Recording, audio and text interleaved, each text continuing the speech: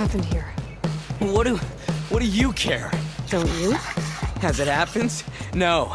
You know, I was already having a crappy day, and now these... Hey guys, welcome to Digit.in, and what we have for you today is our review of Horizon Forbidden West. It is one of the most anticipated games of 2020 and it is a PlayStation exclusive. The game is available on both the PS4 and the PS5, and honestly, if you're someone that hasn't played the first game, the story and the lore may be overwhelming for you. So what we're going to do is we're going to leave links to some retrospective videos that delve into the story of the first game in the description below, so you guys can go check that out before you jump into Horizon Forbidden West. Unless you've played the first game, in that case you should be sorted. So calling Horizon Forbidden West story complicated would be a little accurate, especially considering how deep the lore is, which was there in the first game. Now, the story of Forbidden West takes place about 6 months after the events of the first game. The world is engulfed in some form of red blight that's killing all the vegetation and will eventually lead to the extinction of humanity until our hero Aloy can put a stop to it. And of course, this is where your knowledge of the first game comes into play, because Aloy is on the journey to resurrect Gaia, which is the AI that was developed by the scientist Elizabeth Sobeck when the world was still functional, and she needs to resurrect this AI so this AI can take control of her sub-functions which have gone rampant and are destroying the world, and Gaia is the one that can save everything. Now, this is of course just the tip of the iceberg, because the story does get very complicated and there is a lot of lore which was actually the foundation of which was laid in the first game, and I'm so glad to see that that is really fleshed out and explored in the second game. It's almost like the developers knew what they wanted to do in the second game as long as the story was going in a particular direction, and it's really very well executed. Now, in addition to the overarching save the world story, there are a lot of small stories you will encounter related to various new tribes in the game, along with expanding on the story of key characters found in the first game.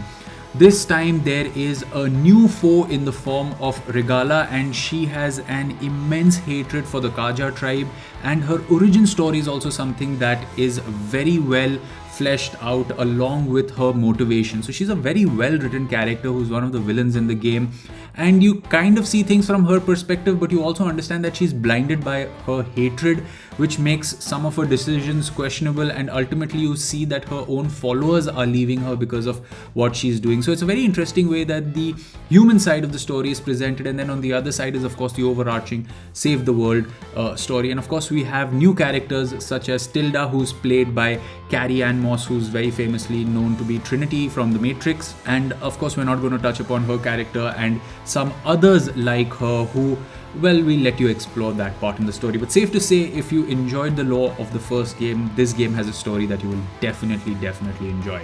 Moving over to gameplay now, those that have played Horizon Zero Dawn will know that even though taking down a Thunderjaw was a lot of fun, the game had its fair share of problems, be it the limitations in traversal, the problems with inventory management, and the dull combat when it came to humans to human combat. The combat with the machines was a lot of fun, and it looks like the developers have taken this feedback really seriously, and they have made the combat with the machines as well as the human foes much more interesting, engaging and complex. Now, a lot of the human foes have armor that needs to be removed before they can be taken down with a killing blow, and this adds another level of strategy to your approach. The human enemies can also control machines and are also more aggressive in the way that they fight, which really makes the combat a lot more engaging. When it comes to the machines, there are way more in variety than the first game, and not only are the machines varied, but you almost never have to face a single group of the same type of machines in any encounter. Every encounter, unless it's a boss fight, has a mix of a variety of machines, and each group of machines have their own strengths and weaknesses that you can exploit, making it kind of like Doom Eternal, where you have a different gun that is vulnerability for a different foe. Well, it's not that deep in Horizon, but yes, the diversity and the tricks that you can use to take down the enemies is of course there. And of course then there are new traversal mechanics like this pull caster, which you can just use to get out of a sticky situation or get some height advantage over your enemies. And of course you have the glider, which is inspired from Zelda, which can get you from point A to point B faster, especially if you're gliding down somewhere. Now, I'm not going to talk about some of the underwater sequences and some other very interesting sequences in this game because they would fall under spoiler territory, and I'm trying to keep this review spoiler free.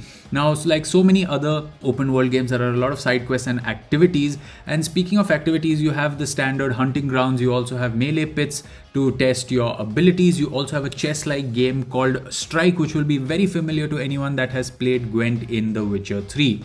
Now, inventory management has also changed, and you no longer have a limited inventory. You kind of have an unlimited inventory where what you gather in the world comes into your current inventory, and then the excess is sent to a stash which you can access at various parts of the world. So it's not like Breath of the Wild where your inventory is completely unlimited, but yes, inventory management has also improved considerably.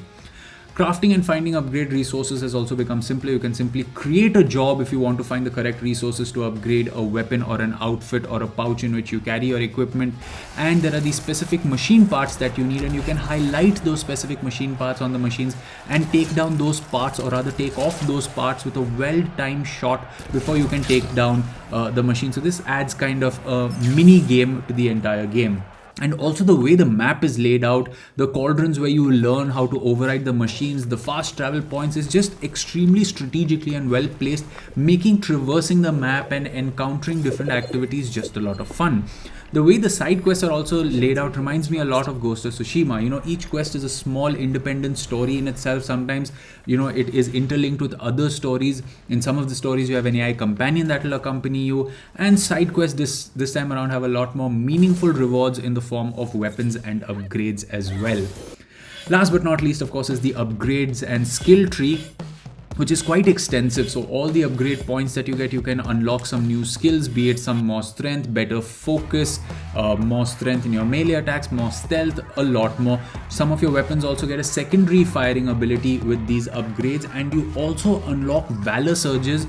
There are a few of these Valor Surges, and each one of them has an enhancing ability. So one Valor Surge will enhance your strikes, others will enhance your stealth abilities, some will give you slight form of invulnerability, so on and so forth. So overall, the gameplay is definitely a leap above Horizon Zero Dawn, and it has added a lot more depth. Moving over to the graphics and sound now, Horizon Forbidden West is playable in two modes, performance and resolution on the PS5. While resolution lets you play the game in 4K, it's limiting the frame rate to 30 FPS, and the second mode, which reduces the resolution, which is the performance mode, but it ups the frame rate to 60 FPS. And while I did notice some lags and stutters here and there, the overall performance of the game is actually very good. Now, to get the worst out of the way, I got stuck in an animation where I'm digging through a chest until I rebooted the game, and I also got stuck behind some invisible walls. But apart from these annoying things, Horizon Forbidden West is a stunning looking game with vivid colors and punchy environments. The character models, be it the protagonist Aloy, some of her companions, or even some of the NPCs you encounter, are very, very good and very realistic. One of the biggest improvements of the game is, of course, the cinematics. Now, in a lot of the cutscenes in the first game, you just had a close-up of two people talking, but out here, each cutscene is so well animated with minimal, block shots of two characters just talking. It just adds another level of immersion. And of course, when it comes to the graphics, a special mention to the design of the machines that you encounter. Each and every one of them has a unique design and a unique animation overall, which makes each encounter with the machine that much more fun, especially if it's one of the big boss fights that you have, which there are plenty of them in the game, plenty of machine boss fights that you will encounter. Now, another impressive feat is the diversity in the environment. From the minute you enter the Forbidden West, you take this long elevator ride that gives you the expanse of the horizon, and this just sets the benchmark of the expanded environments that you will encounter. Now, in the game, we have open deserts to rainforest to, the dilapidated San Francisco, and there are some interesting areas that you will explore, which I absolutely do not want to spoil out here. And if you're playing the game on a PS5, you are definitely going to enjoy it. Now, one more thing that I'd like to touch upon is, of course, the HUD. If you want, you can have the HUD in the game like the first one, where you have everything on screen, from your weapons to your objectives to your health to your inventory. Everything is easily visible to you. Or you could have this very minimal kind of a HUD, which I think you should start the game off with a minimal HUD, because it'll just draw you in that much more without all these icons all over the screen. Now, when it comes to sound, let's get the obvious out of the way. The voice acting in the game is marvelous, with key characters from the first game, of course, reprising their role. And like I said, we have Carrie Ann Moss, who's donning a new key character. And all of the way the voice acting is done, it just upped the cinematic experience in the game.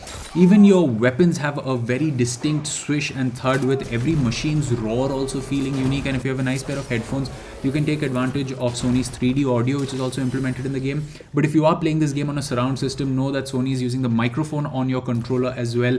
So every time you shoot an arrow, you get this thud from the controller, which lets you know that you've released the arrow, or you're pulling back an arrow or onto your bow. Is just very, very immersive. Overall, what I'd like to say is that Horizon Forbidden West isn't without its issues. There are invisible walls that you can get stuck behind, and the game has glitched out on me on multiple occasions, but the package on offer can be defined as a sequel in the true sense of the word. The expansion of the story, the gameplay mechanics, and overall experience feels like a generational leap. It's the same generational leap we felt when we went from God of War 1 to God of War 2 on the PS2, or we went from Jak and Dexter to Jak 2 on the PS2, and even when we went from Uncharted 1 to Uncharted 2 on the PS3 era. The leap is truly one that will appeal to fans of the franchise, and Ubisoft open world games can learn from the way the quests are designed in Horizon Forbidden West. There is a lot to do here which is optional, and there is a lot of this that does not feel like bloatware in a game. If The Witcher 3 Wild Hunt is my favorite open world game, then Horizon Forbidden West is most definitely a very close second, and an experience that every PlayStation owner must experience. So there you have it, guys. That was our review of Horizon Forbidden West. This is me, Samir, signing off. You can always let us know what you thought of this video in the comment section below. And for more from the world of gaming, you can subscribe to the Score YouTube channel. We will catch you in another video. It's goodbye for now.